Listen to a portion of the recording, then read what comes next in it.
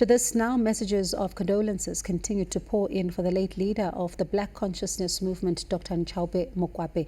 The anti-apartheid stalwart reportedly died of COVID-19 related complications. And joining me to talk about his legacy is co-leader Mosiuoa Lekota. Lekota, good evening, and thank you so much for your time tonight. Let's just begin with your reaction when you heard of the news of the passing of Nchaupe Mokoape. I have to admit that I was absolutely shocked. It hadn't occurred to me that this could happen to him.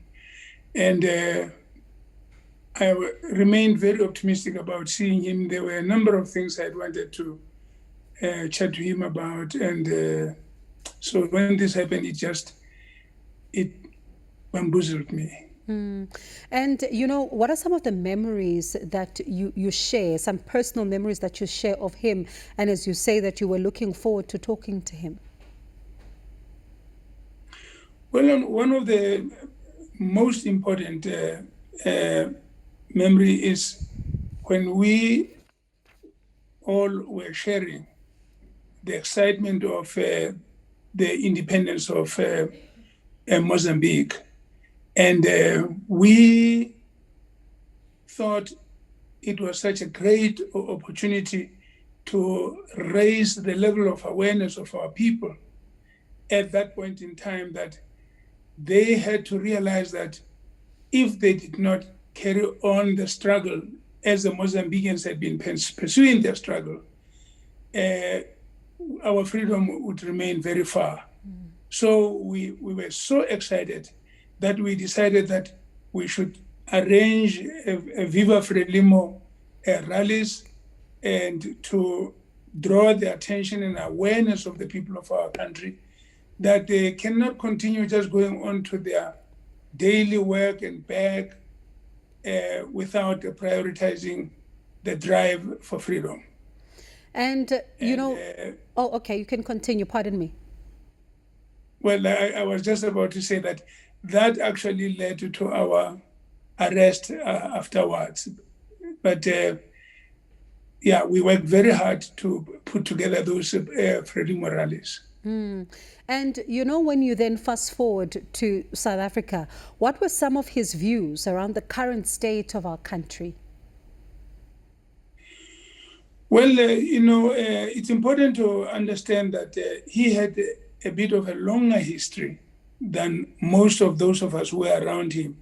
He had been part of the intense anti-apartheid struggles of 1960, 59, 1960, 61, leading directly to the Sharpeville massacre, where some of them who were led by the late Professor Sobukwe, where some of the people were shot at Sharpeville, they were arrested, and he ultimately ended up going to jail with some of those leaders of that time. And as a result, he also became a source of tremendous information to us and motivation and inspiration. The fearlessness with which he spoke inspired all of us who were around him. And some that have remembered him have been talking about, just how the land question remained top of mind for him. Are you surprised by this? No, I'm not surprised at all, because the issue of the land had been a very central message, especially of the Pan-Africanist Congress of Professor Sobukwe. And very many of the people felt that freedom could not be fully achieved if there was not the resolution of the land question. So indeed, yes, he spoke very, very passionately about that. And how and when you would have conversations with him, what was he saying, he would like to be remembered for, looking at the legacy that he left behind?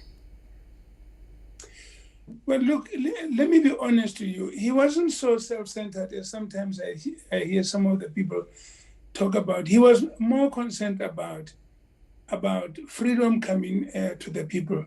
And for him, clearly, as I've already said, the land question was central to him.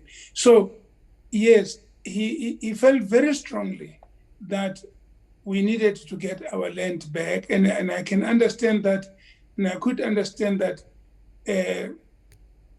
looking at the debates of the closing years of the 50s, and when the issue was, well, to whom did the land belong? Who had the right to have the land? And the Freedom Charter had, of course, declared that South Africa belongs to all who live in it. On the other hand, there was a school of thought in our communities that felt that no, this is our land, it belonged to us. And so that was a very intense debate at that time.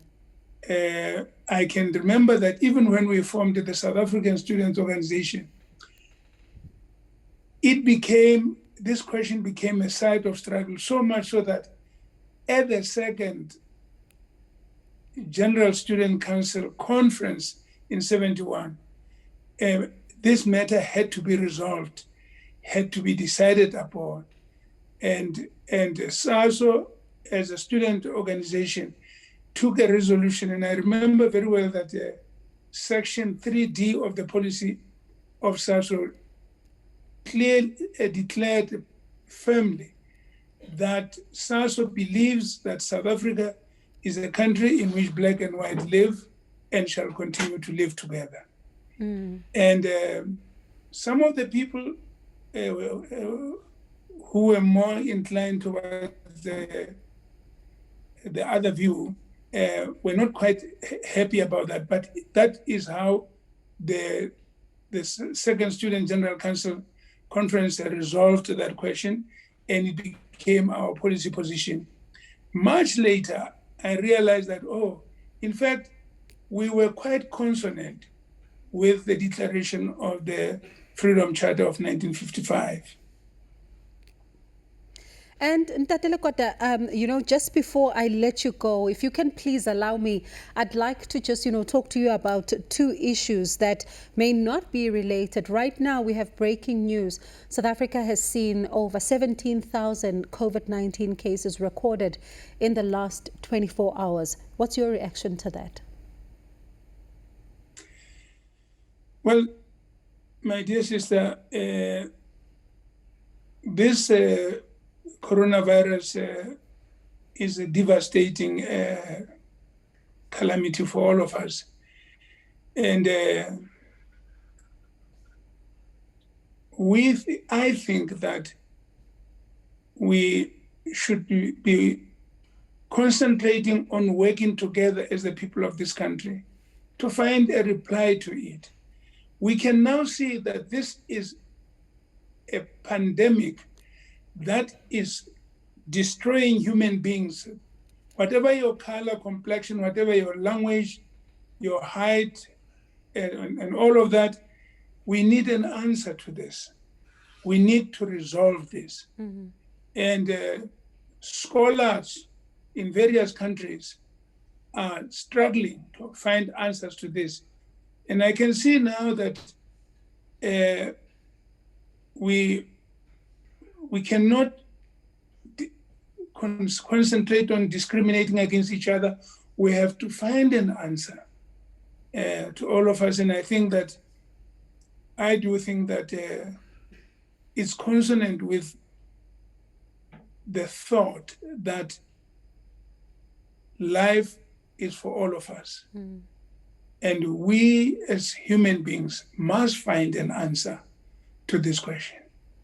And as a final question, we saw in recent days quite a lot of chaos at the Beitbridge border post. We then have seen plans that are being put in place by the government to try and ensure that in the next few days we don't find ourselves with this particular problem. And also there's been issues there, as you may have seen, of some of those that continue to cross illegally. As someone that used to, hold the portfolio, of the defense minister, what do you make of the developments that continue to plague that Beitbridge border post, be it long queues, be it corruption allegations? There's quite a lot that is going on there.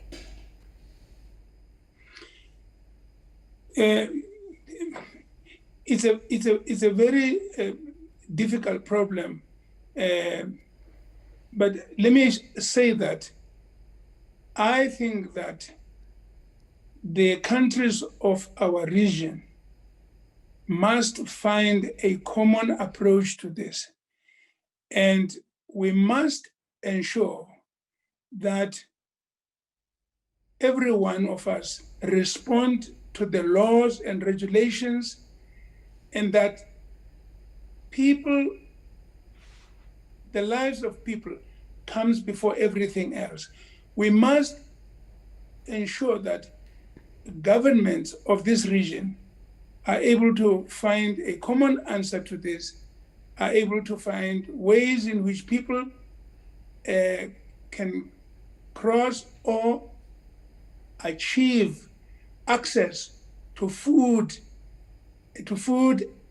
and medical care that can make it possible for the people of the region to survive into the future. And I must say that it's not an easy question whatsoever.